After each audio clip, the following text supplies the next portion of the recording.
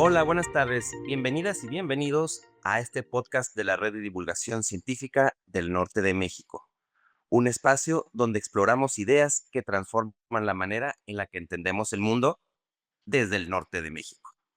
El día de hoy tenemos a una invitada muy especial, una invitada que tiene una trayectoria muy particular, muy interesante, la doctora Carmen Nicté Ortiz Villanueva. Nicté, hola, ¿cómo estás? Hola, Iván, un gusto saludarte. Gracias por recibirme. No, gracias a ti por aceptar esta invitación. Y pues mira, te voy a comentar algo. Cuando estaba preparando esta plática que vamos a tener, pues ya sabes, ¿no? Le preguntas a ChatGPT y le dices, oye, va a venir tal persona, dame una pequeña semblanza. Y me dio cosas para todos lados. Me dio cosas de STEM, actividades de gestión educativa, cuestiones de lengua, de estudios de lengua española, este, un poquito de servicio público. Entonces yo dije: "No, ChatGPT me está mintiendo, mejor le pregunto a Nicté". Entonces, ¿quién eres, Nicté? Ay, qué pregunta tan complicada. ¿Quién eres? Es muy profundo, Iván. Que hablábamos de cosas que he hecho. ¿Quién soy? Bueno, pues soy una mujer que ha tenido la posibilidad de disfrutar muchísimas cosas de la vida y que ha tenido la posibilidad de hacer todo lo que le gusta. Y entonces eso es maravilloso. Cuando, cuando era muy joven y quería saber qué quería estudiar, Eh, fue difícil para mí esa decisión porque en ese tiempo, las personas yo quería estudiar relaciones internacionales, ese era mi interés, porque mi libro preferido en algún tiempo fue el libro de James Bond, aunque usted no lo crea, y entonces me encantaban todas las historias que tienen que ver con eso, y yo veía el servicio exterior mexicano como algo parecido a la inteligencia británica. Entonces, claro, era muy joven e inocente, ¿verdad? Pero, esa era mi intención. Y en ese tiempo en México, relaciones internacionales solo existía en Puebla, la carrera. Existía una que estaba abriendo en Monterrey y, por supuesto, había posibilidades cercanas en la UNAM. Pero en Chihuahua, donde yo vivía en ese tiempo, pues no había nada parecido a relaciones internacionales. Y entonces, cuando yo estuve, por ingresar a la universidad, hice una fila con mis amigas para hacer la solicitud de ingreso, y al final de la fila seleccioné estudiar medicina. Y fue una selección de último momento porque no tenía nada que ver con lo que yo quería. Y pues pasaron muchas cosas, pero cuando entré a la universidad, para entrar a la universidad, al último momento les pedí por favor que me dejaran ingresar a una carrera que a mí me gustara y me permitieron seleccionar una carrera y estudié la carrera de Letras Españolas, lo cual agradezco muchísimo, porque toda mi vida he sido amante de la literatura, es la parte, medular de lo que a mí me gusta. Entonces, gracias a encontrar esta carrera que yo nunca había visto ni había pensado, me hizo muchísimo, muy feliz y me llevó a muchos campos. Pero en algún momento me llevó a lo que son las relaciones internacionales, que es lo que yo quería. Tuve la posibilidad de trabajar en el Servicio Exterior Mexicano, en un consulado, tuve la posibilidad de trabajar en relaciones exteriores aquí en México, aprendí muchísimo de ellos, pero gracias a eso, gracias a que me pude ir al exterior a trabajar en el servicio exterior en Estados Unidos, en el servicio consular, tuve un acercamiento muy grande con la necesidad que tienen los migrantes, y la lengua. Y eso fue un aprendizaje muy grande para mí, porque en ese tiempo, pues, muchos de los migrantes, hablan español, pero hay algunos que no, que hablan todavía el dialecto o la lengua de donde ellos vienen. Y entonces, en ese tiempo, pues, su situación era muy crítica, porque vivían en un estado de esclavitud. O sea, estamos hablando de los 2000 ya en el mundo, y personas hacinadas en un barco camaronero que no pueden salir porque no pueden hablar, no hablan inglés, no hablan español y pues hablan, su lengua, local, pero pues nadie los entiende, ¿no? Entonces, eso fue realmente para mí un gran aprendizaje. También, ver las condiciones en las que vivían todas estas personas, los migrantes en Estados Unidos, en ese momento para mí fue muy, eh, fue de muchísimo aprendizaje, porque el servicio exterior cambió mi idea esa del servicio británico de inteligencia por una necesidad de acompañamiento, por una necesidad de desarrollo de las habilidades básicas de los seres humanos. Entonces, fue cuando entendí que la lengua, el lenguaje es muy importante para las personas, para su desarrollo cognitivo y para su vida diaria. Y entonces yo dije: "Yo tengo que estudiar eso, yo tengo que aprender más sobre el lenguaje, yo tengo que aprender cómo enseñarle a la gente a expresarse, yo tengo que aprender sobre eso". Entonces el camino te va llevando, de alguna manera, y en el servicio exterior me apoyaron muchísimo, aprendí muchísimas cosas con ellos, la verdad, de comunicación, pero yo quería algo que tuviera que ver con lingüística y semiótica, porque yo quería realmente saber cómo funcionaba el cerebro para aprender a hablar, cómo lo desarrollabas, etcétera, etcétera. Y cuando regresé a México, encontré que en la Universidad de Puebla había una maestría en lingüística. Entonces, pues yo quería estar en esta maestría, hice mi solicitud y justo en el tiempo en el que la hice, abrieron una maestría aquí en Chihuahua que tenía relación con las humanidades. Entonces, se enfocaba en diversas cosas, no solamente en lingüística y semiótica, sino también en literatura y tenía un área de filosofía de la cultura. Entonces, tenía muchas cosas que a mí me interesaban y que tendrían relación con lo que yo quería hacer. Entonces, inicié ese proyecto, ese programa, y por eso estudié esta maestría, y mi planteamiento tuvo mucho que ver con literatura y desarrollo del lenguaje, y estudié a una persona muy interesante, una mujer americana que se llama Louise Rosenblatt, que hizo una metodología para leer, aprender y entender tu mundo. Porque los seres humanos, la lectura es básica para nosotros, en el sentido de que vivimos interpretando, eso es la naturaleza de los seres humanos. Entonces, leer es interpretar, o sea, interpretas, entiendes lo que estás leyendo, así como interpretas el clima. Por ejemplo, cuando sales en la mañana y ves que está fresquecito, te regresas por una chamarrita. Ese es un mecanismo de interpretación del cerebro. Y entonces, es muy importante para los seres humanos leer, es básico. Y pues de ahí empecé a trabajar la lectura, a mí siempre me ha fascinado, y entonces empecé a trabajar con temas de lecturabilidad y empecé a trabajar con temas de psicolingüística y de sociolingüística. Y entonces estos temas pues son interesantes porque aprendes muchas cuestiones de comunicación, de relaciones eh, a nivel social, con cuestión del habla, del lenguaje, de la comunicación. Y entonces, empecé a trabajar en un centro de investigación aquí en Chihuahua, en el área de posgrado, en cuestiones que tienen que ver con educación. Y pues esto va de la mano. Y estuve trabajando en el área de educación y luego me invitaron a trabajar con el gobierno del estado en el área de educación también. Y pues se fueron sumando los proyectos de lo que a mí me gusta, pero en un momento decidí empezar un proyecto personal de lectura para niñas que estaban en condiciones de vulnerabilidad, para por interés personal, la verdad. Entonces, ese proyecto me llevó a conocer a las asociaciones civiles que hacen todo lo posible por, brindar apoyo en diferentes temas, y este proyecto se llamó El Hada de los Cuentos. Entonces, empecé a llevar, lectura a niñas en diferentes condiciones. Fue algo buenísimo para mí porque, me ayudó de muchas maneras.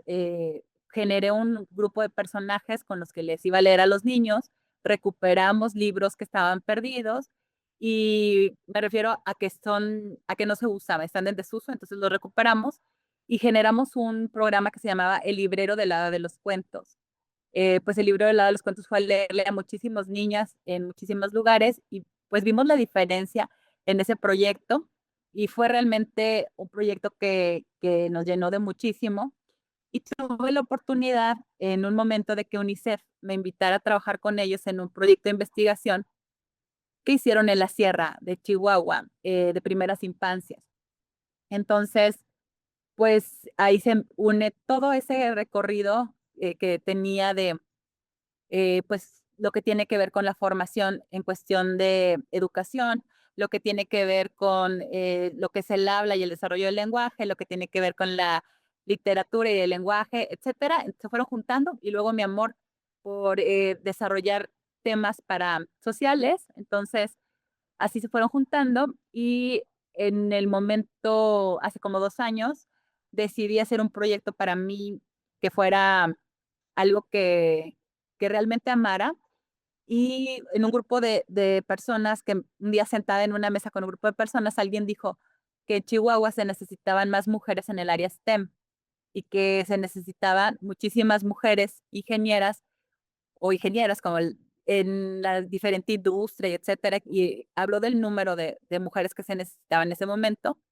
Era una mujer que tiene mucho relación con la industria en Chihuahua y estaba también una persona que es vinculadora de la industria y una mujer que es de una asociación civil. Y entonces dijeron, ¿y cómo le hacemos? Y entonces dijeron, bueno, pues ahí está una persona que hace educación, tú eres una asociación civil, tú eres vinculador y tú eres industria, ahí estamos todos, vamos a hacer el semillero del proyecto. Y entonces hicimos una certificación para poder hacer una metodología para enseñar STEM.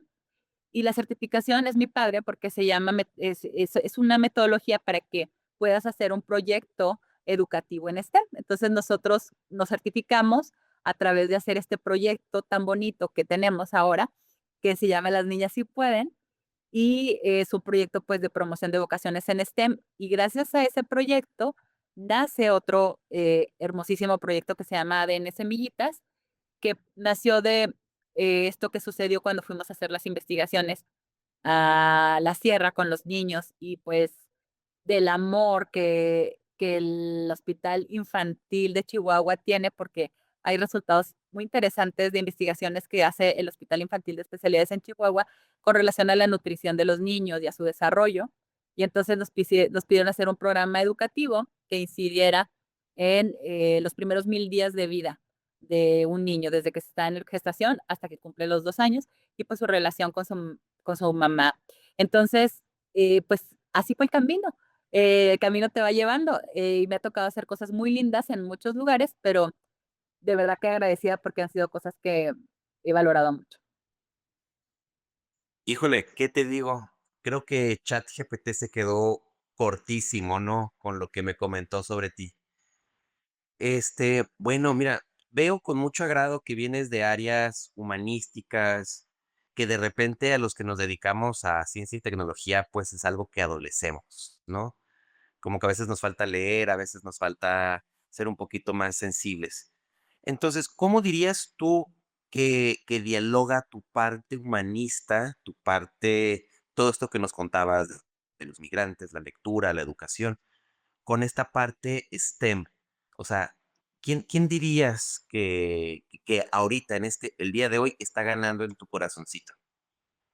Ganando en el corazoncito, bueno, la situación que yo tengo de relación con la metodología STEM es que estamos, formando, personas en las áreas STEM y viendo que estas personas se desarrollen habilidades muy específicas. Eh, lo maravilloso que tienen las personas que están en el mundo STEM, como tú, los ingenieros, los doctores, es que aprenden a solucionar problemas. Esa es una característica muy importante y desarrollan esa habilidad de una manera natural, porque se presentan situaciones, problemáticas que ustedes tienen que resolver, pues, para hacer sus investigaciones, etcétera, etcétera, y desarrollan esa habilidad. Luego, otra habilidad maravillosa que desarrollan es el pensamiento crítico, porque tienen que hacerlo de manera natural también, porque ven un problema y entonces dicen: "¿De dónde viene? ¿Por qué existe este problema? ¿Cómo podemos atacar esta situación?". Entonces ven la causa raíz y ven la justificación del problema, porque es importante analizarlo, etcétera, y eso les genera pensamiento crítico. Luego tienen que trabajar con otras personas, porque hay otras personas que tienen conocimiento ya de estos temas, porque hay otras personas que tienen los elementos para hacer la investigación, y esto les desarrolla forzosamente el trabajo en equipo. Y es otra habilidad muy importante. Y luego hay una cuarta habilidad que se les pide a los científicos, a los técnicos, etcétera, que es la de comunicación. Las personas en estas áreas tienen que saber comunicarse, ya sea de manera escrita o verbal, pero lo que aprendes, lo que desarrollas, lo tienes que poder comunicar en estas áreas de STEM. Entonces, si te fijas, estas 4 habilidades podrías decirse que son, muy básicas, pero no lo son. Y son pero para la vida son impresionantemente importantes. Una persona que tiene pensamiento crítico se puede ayudar a sí mismo a solventar situaciones personales, sobre todo si a eso le unes que sea una persona que puede solucionar problemas. Y si esa persona también puede trabajar en equipo, ¿te imaginas qué tipo de persona es? O sea, estás juntando habilidades buenísimas para la vida. Estas habilidades te las da de manera natural el ser una persona que está en un programa STEM. Ustedes, los científicos, los técnicos, no se dan cuenta de primera mano cómo lo están desarrollando, pero en la vida así lo van desarrollando. Y por eso te dicen, es que tiene un pensamiento ingenieril. ¿Por qué? Porque es súper innovador y trata de encontrar soluciones, etcétera, etcétera. Sí, porque así se fue formando su cerebro y su pensamiento a través de la educación y lo que él hizo. Entonces, si te fijas, está muy ligado lo que es educación, lo que es desarrollo humano, a lo que son las áreas STEM. Los seres humanos nos desarrollamos de diferente manera y ahorita es muy importante para las personas, para los jóvenes sobre todo, que están en los procesos educativos y que sienten muy lejana ya la escuela tradicional de lo que ellos consideran que es importante para ellos. ¿Por qué? Porque están acostumbrados a la inmediatez, porque los cambios radicales, existen muchas cosas que ellos tienen diferentes a la escuela tradicional. Entonces, meterlos en un proceso formativo que tiene una metodología un tanto diferente, que está más cercana a una solución de problemas, que ellos vean que ya sucede, que sí lo pueden aplicar, que está aquí, que es algo de ahora, pues les cambia la perspectiva de lo que es la escuela, de lo que es la educación y pues se hace un acercamiento a estos procesos, entonces se interesan por las áreas STEM porque les presentan una situación que dicen: "En este momento sí puedo lograr las cosas, yo puedo hacerlo". Esto lo he visto en muchos, escenarios, por ejemplo, en el de robótica, que ahora está actual y muy interesante, y la gente le mete mucho a decir que enseñamos STEM con robótica, que bueno, podemos enseñar STEM con naranjas, ¿verdad? No necesariamente requerimos de un robot, pero en el caso de los equipos con los robots, tú puedes ver grandes cambios de manera natural y muy rápida en los chicos que participan en los equipos. ¿Por qué? Porque se dan cuenta de manera muy rápida que sí pueden hacerlo y que logran los niveles con mucha facilidad. Si tú has visto a un niño que juega videojuegos, ves que les interesan mucho, les llaman muchísimo la atención, y los videojuegos atrapan ciertas condiciones del cerebro del niño dándole premios y estímulos muy rápidos. Y, por ejemplo, el niño logra la primera carrera y le dan una estrellita, y luego brinca no sé qué tanto y se gana 4 estrellitas, etcétera, etcétera. Así funciona, esta área del cerebro que nos da esa sientes esa retribución. Así les pasa a los chicos también con los robots, porque los niveles en los que van subiendo de dificultad se van dando cuenta, ¿no? Entonces, es un logro, un logro, un logro, un logro, un logro. Entonces, ¿qué te dice eso? Sí puedes hacerlo, sí puedes hacerlo. Y es bueno eso para las condiciones en general de las juventudes y sobre todo de los jóvenes que, pues, requieren ese tipo de validaciones, ¿no? Y entonces, es por eso que es, muy interesante, como te digo, el acercarle a los jóvenes este tipo de metodologías que los hace sentir que sí pueden hacer las cosas, porque claro que pueden. Las personas nos sorprenden muchísimo cuando nos acercamos a las chicas para que presenten sus soluciones, soluciones increíbles que no te puedes imaginar. Yo, por ejemplo, pues, te puedo dar muchísimos ejemplos, pero me tocó en una ocasión ver en un momento en que llevamos a las niñas del programa Las Niñas y Pueden a la industria, porque es una de las visitas que tienen que hacer. Estaban caminando por ahí por la industria y estaban dándose cuenta de la cantidad de energía que utiliza la industria y de la cantidad de calor que hay adentro de las empresas. Y entonces, una de ellas le preguntó a una persona que estaba dentro de la industria qué se hacía con el calor que ahí mismo se generaba. Y entonces, ¿y cómo se podía reutilizar ese calor? Esa es una pregunta, superinteresante para una niña de 15 años que está entrando a un lugar porque está pensando en una idea sostenible para resolver a un problema de el uso tan grande de energía eléctrica en una planta. Entonces, ella finalmente hicieron un trabajo muy interesante de solución para una propuesta en la que a través del calor que emite una vela generaron una pila para poder hacer, para que se pudiera reutilizar, perdón, esa energía. Entonces, es una solución que en 4 semanas, un grupo de niñas de 15 años de una subsistema de educación pública aquí en Chihuahua lo hizo, solamente porque le dieron la oportunidad de ver otro panorama y hacer otras cosas. Entonces, claro que tienen toda la sustancia, por decirlo de alguna manera, tienen todas las características, tienen todas las habilidades, tienen todos los elementos para hacer. Entonces, nada más es darles la oportunidad. Perfecto. Híjole, creo que tu trabajo, por lo menos lo que nos has contado hasta el momento, es maravilloso y abarca un chorro de áreas.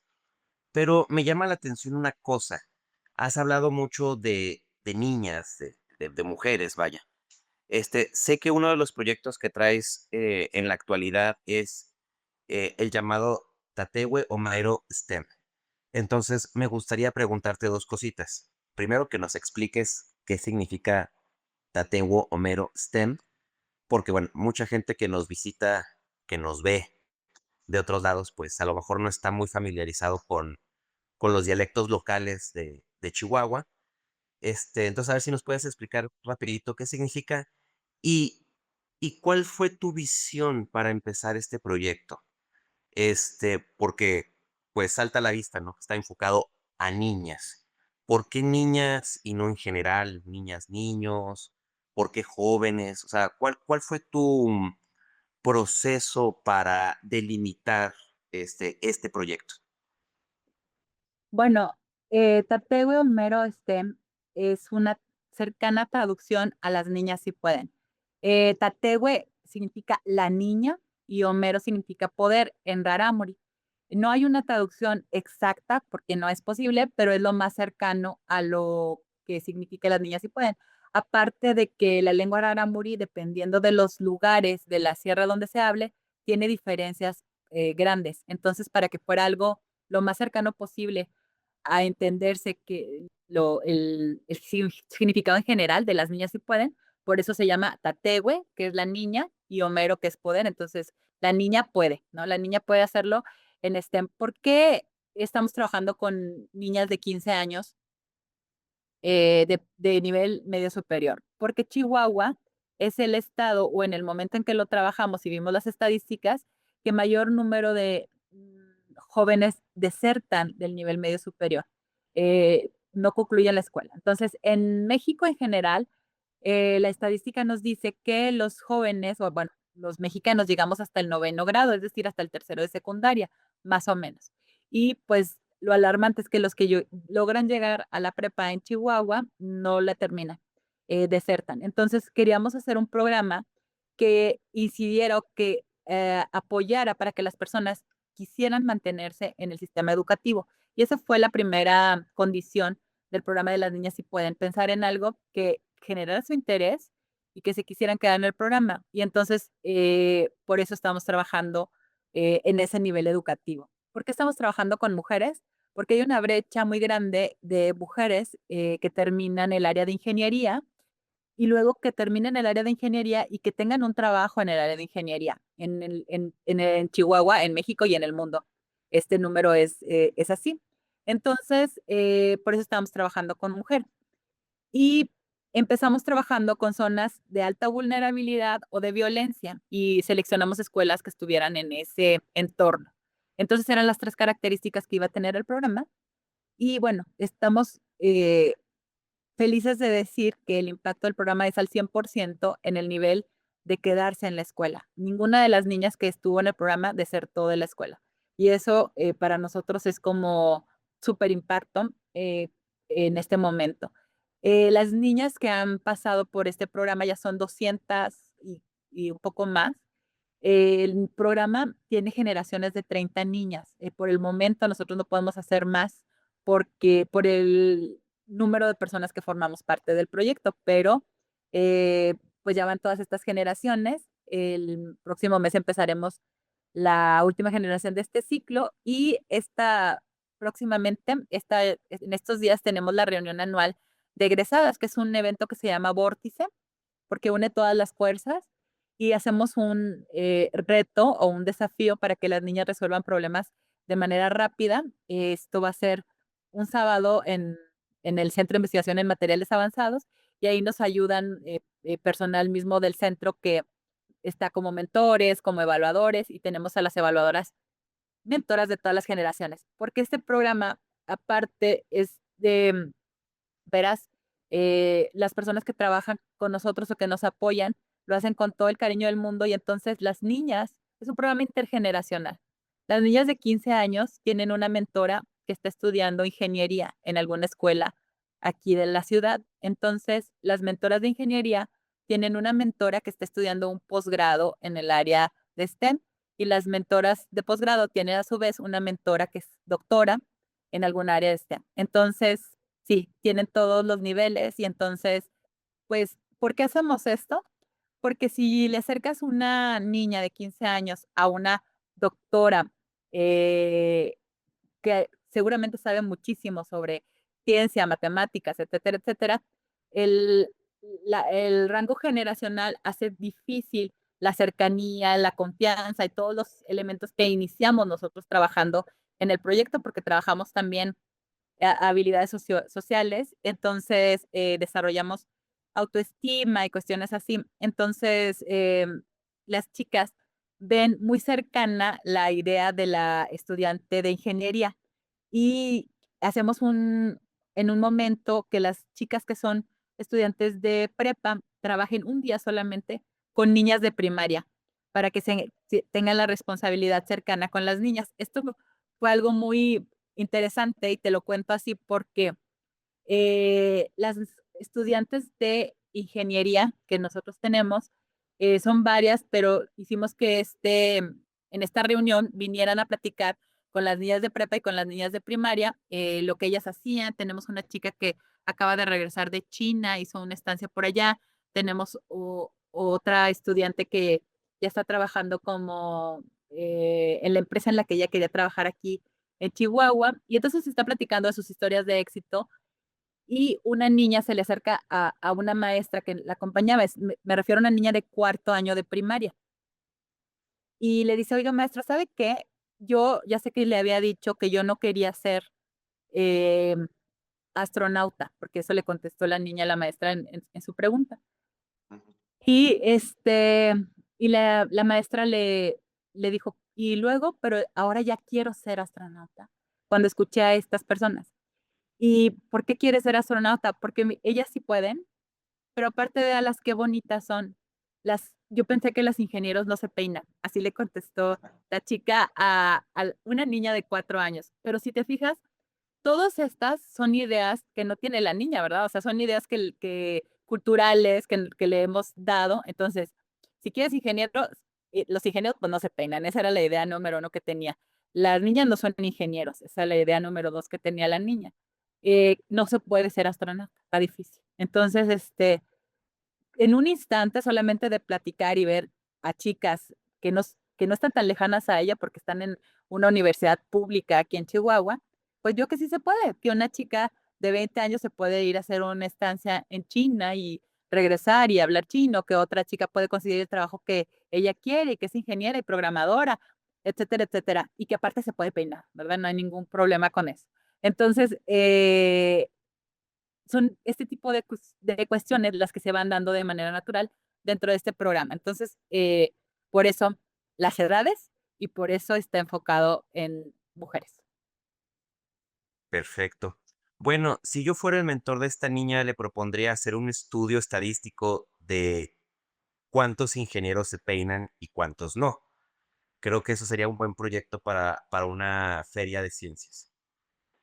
Pero bueno, volviendo a lo serio, mencionas tú que a través de este programa, de este proyecto, pues atacan ciertas problemáticas. Lo comentabas, lo ponías muy bien, la cuestión de género, de la brecha que hay en áreas STEM y en muchas otras. La cuestión de poblaciones vulnerables, de la sierra, de la periferia, etcétera, etcétera.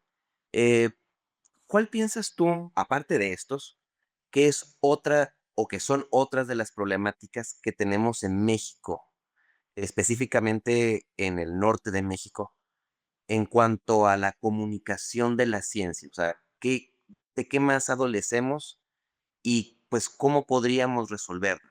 O sea, si estuviera en ti, ¿qué harías para resolverlo? Híjole, qué complicada pregunta, porque resolverlo es difícil. Eh, Tenemos la necesidad de más lugares donde divulgar la ciencia, porque hay revistas especializadas, hay revistas con alto factor de impacto, por eso no es divulgar la ciencia, tiene cierto nivel y se necesita ciertos elementos educativos para que tú puedas leer eso. Entonces, no cualquiera te puede acercar a ese tema. Y no todos, valoran lo que es la divulgación. Y también hay que saber divulgar, porque no es tan fácil llegar a cualquiera y poderle dar la información, o el interés por estos temas. Hay personas que son buenísimas para divulgar y pueden hablar de una planta, y lo que funciona en ella, etcétera, etcétera, de una manera muy cercana a cualquier persona, pero hay personas que no, que están en su nivel de conocimiento y, pues, no es tan fácil para ellos, transmitir esta información. La cuestión del lenguaje y el uso del lenguaje para la divulgación científica es muy importante. Entonces, por ahí, en algún tiempo, me tuve la posibilidad de hacer un programa de radio en el que pudiera, presentarse diferentes temas de diferentes cosas, y todavía está, y abrimos las puertas a muchas cosas, pero cuando hablamos con científicos o cuando hablamos de ciencia, tratamos de hacerlo lo más cercano al público en el que nosotros estamos, pero siempre he tenido la retroalimentación de que, los temas son elevados en el sentido de cómo los tratamos o cómo los respondemos, y a veces no es tan sencillo para las personas que están en ciencia, divulgar. Entonces, yo les recomendaría, porque hay muchas, lugares donde podemos aprender a comunicar nuestras ideas de una manera más sencilla para las personas. Hay ahora en México algunos cursos y emprendimientos que tienen relación con la divulgación científica, y entonces las personas podemos desarrollar todas las habilidades. Y si ya tienes todo el conocimiento, pues ahora puedes desarrollar la habilidad en el lenguaje para poder, expresar tus ideas para un mayor número de personas. Eso es lo número uno. Lo número dos es que si de por sí las personas en México leen muy poquito, si les dices: "Vamos a leer Nature", pues está difícil, ¿no? Entonces, tendríamos que encontrar un mecanismo o para que a las personas les interesara acercarse a la lectura, porque no solamente es el emisor de estos temas, sino también el receptor tendría que estar interesado en estos temas, y entonces ahí nos falta un bastante, pero un bastante, porque tenemos grandes investigadores en México, tenemos grandes investigaciones, se hacen cosas muy interesantes en las universidades en México, pero, la gente no las conoce porque en su día a día, pues, no les alcanza la vida para eso, ¿no? Entonces, tendríamos que interesarlos en la lectura, tendríamos que interesarlos en estos temas porque no están lejanos a nosotros, y eso es algo, fundamental que también hay que ahorita lo decías, se relaciona con lo humano. La ciencia es básica para los seres humanos, porque de eso estamos interpretando nuestro mundo y así lo estamos conociendo y así lo hemos hecho siempre. De alguna manera, te cayó, la manzana y te diste cuenta que las manzanas se caían, pero gracias a que te diste cuenta de eso, hay aviones ahora en el mundo, ¿no? Entonces, así es, y, el mundo, todo lo que está a nuestro alrededor son fenómenos químicos o son fenómenos físicos y están ahí. Para interpretar nuestro mundo podríamos aprender sobre eso, pero no lo vemos así. Entonces, si nos diéramos cuenta incluso de cómo manejamos la basura diaria en nuestra casa, tiene, ciertas condiciones que si aprendiéramos sobre cómo recolectar, cómo separar, etcétera, etcétera, cambiaríamos nuestro entorno y nuestro día a día y nuestra vida. Y eso lo hace algún científico, algún técnico está hablando de eso en este momento en México, en algún lugar. Hay que prestarle oídos, pero las 2 cosas serían, que yo te diría en ese sentido para divulgar la ciencia. Primero, que los que saben mucho, desarrollen estas habilidades para, llegar a más personas. Y número 2 que los receptores se interesen por estos temas. Excelente. Bueno, esas son tareas que nos llevamos nosotros, los grandotes, los científicos, los tomadores de decisiones. Pero ya para ir cerrando la conversación, ¿qué consejo le darías?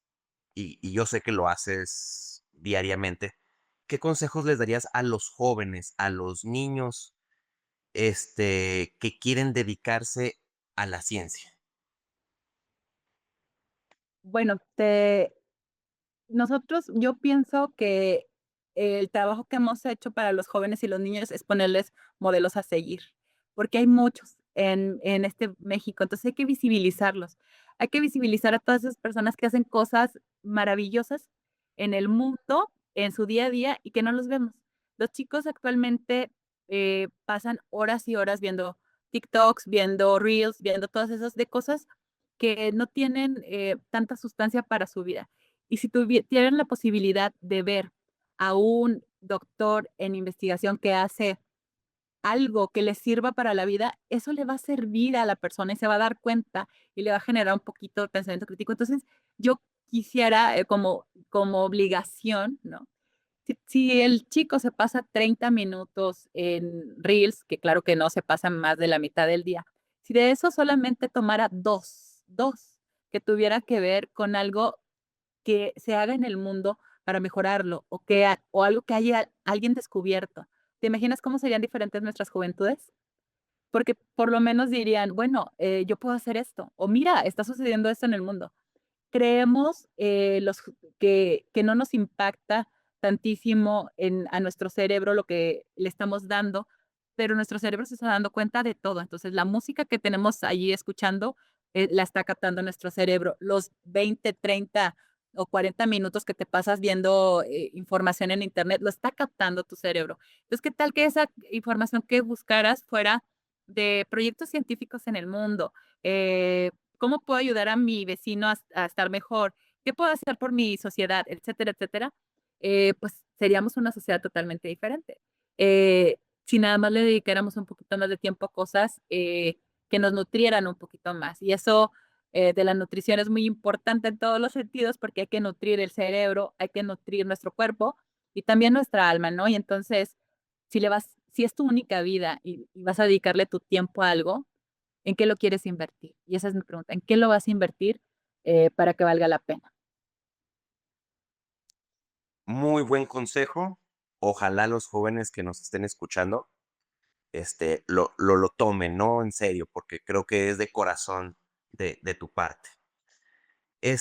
Pues no sé, para terminar, no sé si te gustaría mencionarnos las redes, las formas de contactarte a ti, a tu proyecto, ¿cómo te podemos encontrar? Porque supongo yo, estoy seguro yo, que aquí va a haber gente escuchándonos que a lo mejor quiera vincularse contigo, que quieras ayudarte como mentora, qué sé yo.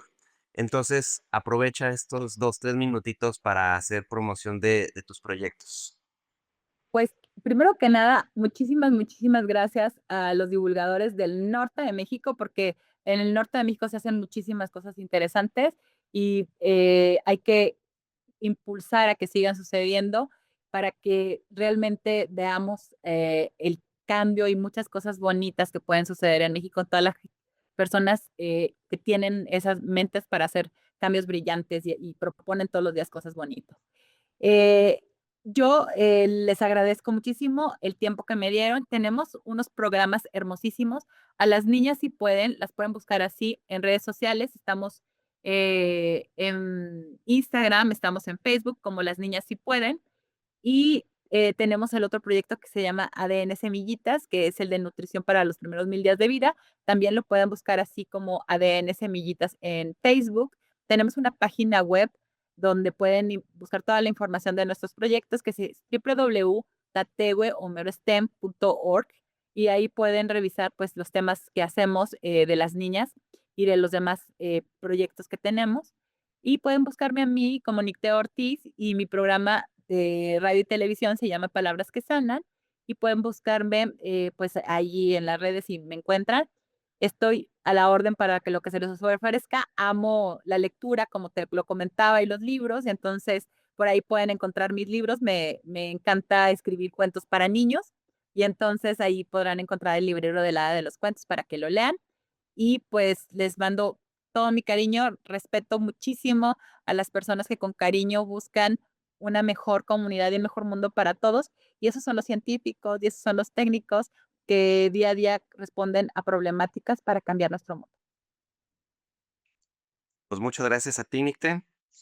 La doctora Carmen Nicté Ortiz Villanueva, nuestra tercera invitada en esta serie de podcast de la Red de Divulgación Científica del Norte de México. Agradecemos a todos por su tiempo, por su atención y nos vemos en el siguiente episodio. Muchas gracias. Gracias.